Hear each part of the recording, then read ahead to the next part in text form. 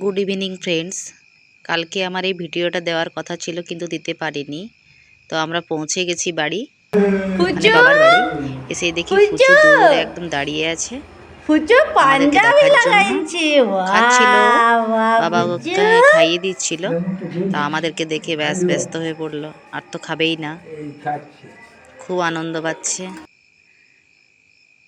আমাদেরকে দেখে একদম শান্ত হয়ে বসে গেছে আর বাবার সাথে খুব বদমাইশি করছে। আমাকে ভীষণভাবে চেনে আমার ভাইপো।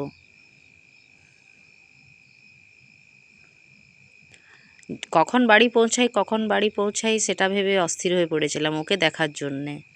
আসলে বাবার বাড়িতে যখনই আসি এখন বাবা মাকে দেখার জন্য যতটা উৎসুক থাকি তার থেকেও বেশি উৎসুক হই ওকে দেখার জন্যে। ঠাকুরগুলো ঢুকে গেছে পুচু, ঢুকে যে যে ঠাকুরগুলোকে দেখছে, যারা যেমন করে বসে আছেন তাদের মতন করে বসে বসে দেখাচ্ছে আমাকে একটা করে। শিব ঠাকুরে হয়ে বসে আছেন, কৃষ্ণ ঠাকুরে হয়ে বাঁশি বাজাচ্ছেন, এইসব মজাগুলো করছিল। কি বলে? তা আমি বলছি চল তোকে সাজিয়ে দিই, রেডি করে দিই, আমিও রেডি হয়ে চলে যাবো এবার বিয়ে বাড়িতে। তো চলে এসছি রেডি হয়ে বিয়ে বাড়িতে।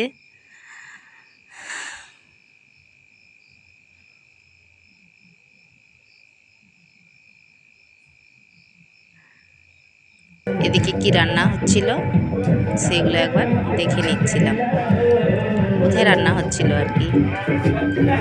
এই যে এটা হচ্ছে আমার ভাইয়ের শ্বশুর বাড়ি।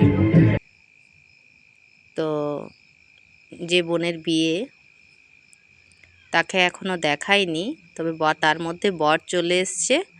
আমাদের বর বাবা জীবনকে একবার দেখে নিন, জামাই বাবা জীবনকে। বর দাঁড়িয়ে গেছে, এবারে বাকি যে নিয়মগুলো হবার সেগুলো করবে। এখন বরকে বরণ করা হচ্ছে জল মিষ্টি দিয়ে, পান দিয়ে। এই নিয়মগুলো কিন্তু অনেকেরই আছে। জামাইকে গাড়িতে বসেই বরণ করা হয়, ঘটের জলে ছিটিয়ে স্নান করানো হয়, নিয়ম আর কি।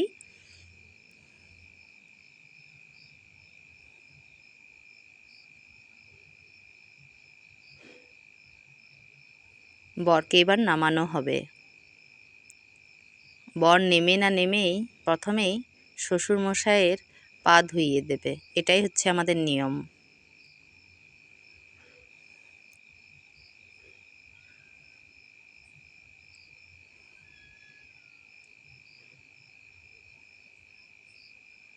এই যে এখানে মেসো দাঁড়িয়ে আছে, মেসোকে পা ধোয়ানো হবে। জামাই শ্বশুরের পা ধুইয়ে তারপরে যেতে পারবে।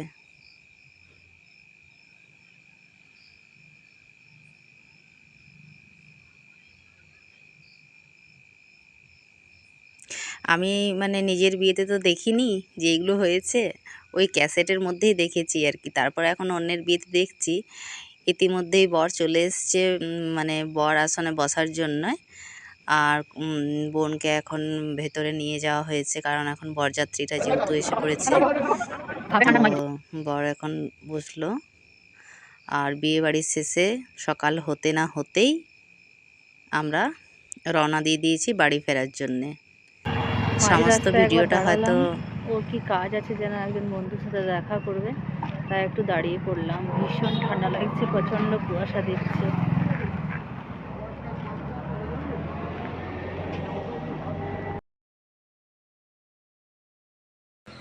আবারও দাঁড়িয়ে পড়লাম। আমরা যখনই আসি এখানে তখনই যাবার সময় আসার সময় এখানে একবার দাঁড়াই। এই জায়গাটা খুবই সুন্দর, শুনেছি এখান থেকে নাকি ওই শিলাবতী নদী উৎপত্তি। অনেকগুলো ঠাকুর মন্দির রয়েছে এখানে, জায়গাটা ভীষণই সুন্দর।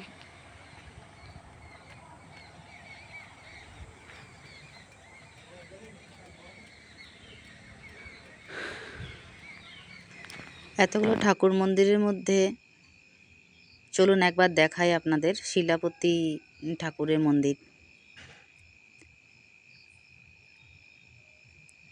আমার তো খুবই ভালো লাগে এই জায়গাটা। যখনই যাওয়া আসা করি তখনই আমি বলি যে একটু দাঁড়াও। ও খুব পছন্দ করে এখানে একটু সময় কাটানোর জন্যে। তো একটু ঘুরে ঘুরে দেখে নিচ্ছিলাম। এই যে ইনি হচ্ছেন মা শিলাবতী। আর এই যে আবারও আমরা চলতে শুরু করেছি। রাস্তায় বানর দেখা গেছে, রাস্তার মধ্যে দৌড়াচ্ছে। তো কিছু কিছু ভিডিও আপনাদের সাথে শেয়ার করলাম বন্ধুরা। ভিডিওটি আমার কেমন লাগলো অবশ্যই কমেন্ট বক্সে জানাবেন। আর চ্যানেলটি সাবস্ক্রাইব করার জন্য অনুরোধ রইল। শুভরাত্রি।